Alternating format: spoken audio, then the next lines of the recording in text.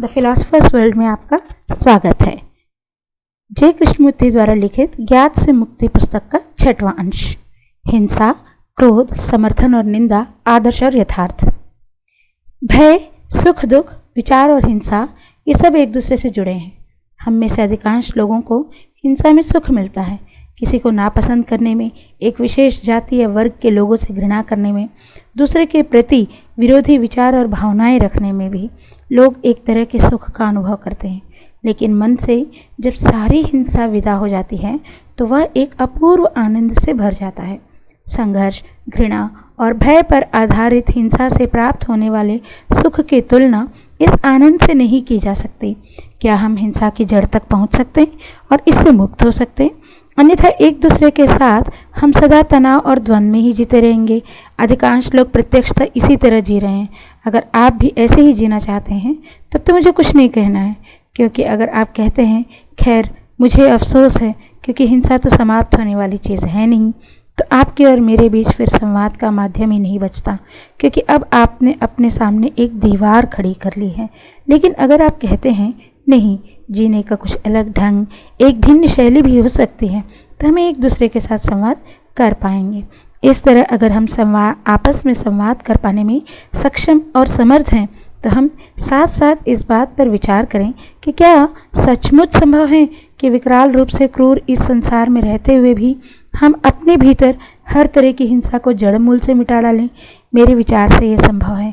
मैं अपने भीतर चिंता, घृणा, ईर्ष्या और भय की एक सांस तक लेना नहीं चाहता। मैं निपट शांति और अमन चैन से जीना चाहता हूँ। इसका मतलब यह नहीं कि मैं मर जाना चाहता हूँ। मैं इस धरती पर जीना चाहता हूँ जो इतनी सुंदर, इतनी समृद्ध और इतनी भरपूर है।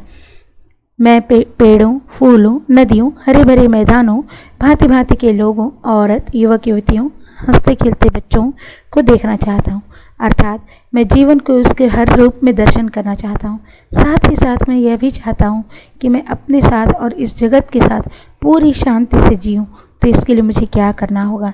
हिंसा चाहे जहाँ भी हो, बीज रूप में मौजूद हमारे भीतर हो या फिर बाहर की ओर फैले सामाजिक वर्ग संघर्ष, दंगे फसाद, अंतर्राष्ट्रीय प्रतिद्वंद्विता और युद्ध में हो, अगर हम हिंसा को सही सही देखना सीख जाएं तो शायद हम इसके पार जा सकेंगे।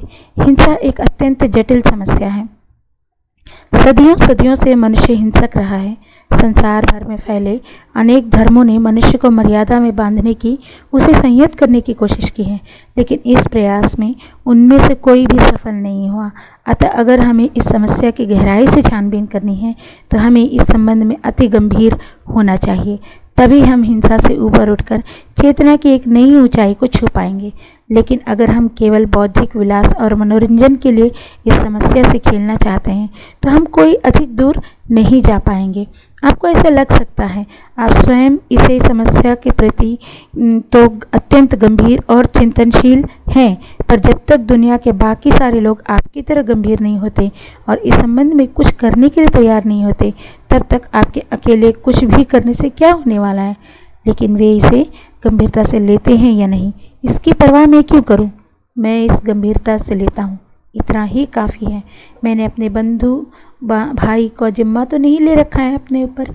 एक मानव के नाते मैं स्वयं हिंसा की कुरूपता और खतरे को अत्यंत गहराई से अनुभव करता हूँ, और इसलिए मैं हमेशा इतना ख्याल रखूँगा कि कम से कम मैं स्वयं अपने भीतर हिंसक ना रहूँ।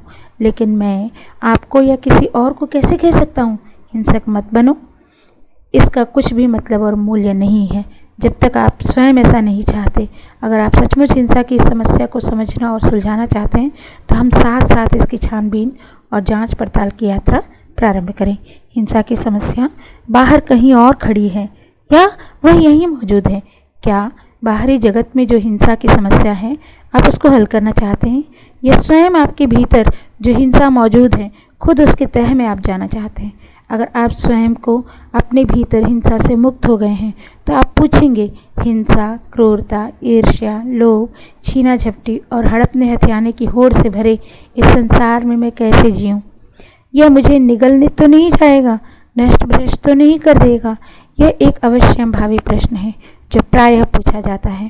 जब आप ऐसा प्रश्न करते हैं तो मुझे ऐसा लगता है कि आपने स्वयं अपने जीवन में अभी पूरी शांति स्थापित नहीं की है। अगर आपको जीने में पूर्ण शांति विराजती है तो यकीन मानिए आपके लिए फिर कोई समस्या नहीं रह सकती।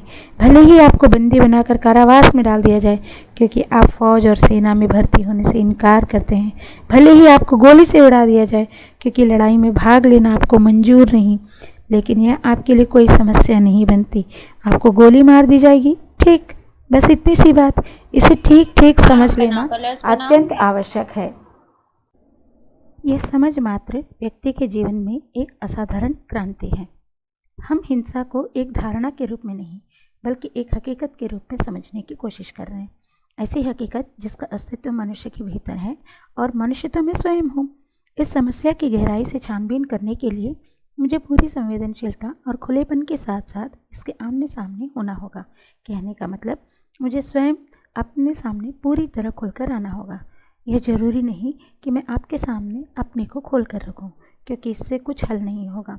साथ ही साथ मुझे मन की एक ऐसी स्थिति में होना चाहिए जो अंत तक इस समस्या का पीछा करते हुए इसको देखने समझने के लिए तत्पर है, जो बीच में ही थक कर हार कर बैठ नहीं जाए कि मुझसे अब और आगे चला नहीं जाता। तो यह बात अब मुझे बिल्कुल स्पष्ट हो जानी चाहिए कि मैं एक हिंसक आदमी हूँ। इस हिंसा की अनुभूति मैंने कई रूपों में की है। क्रोध में, काम वासना की आतुरता में, घृणा, द्वेष और आपसी दुश्मनी में मैंने हिंसा को देखा है, उसे जाना है।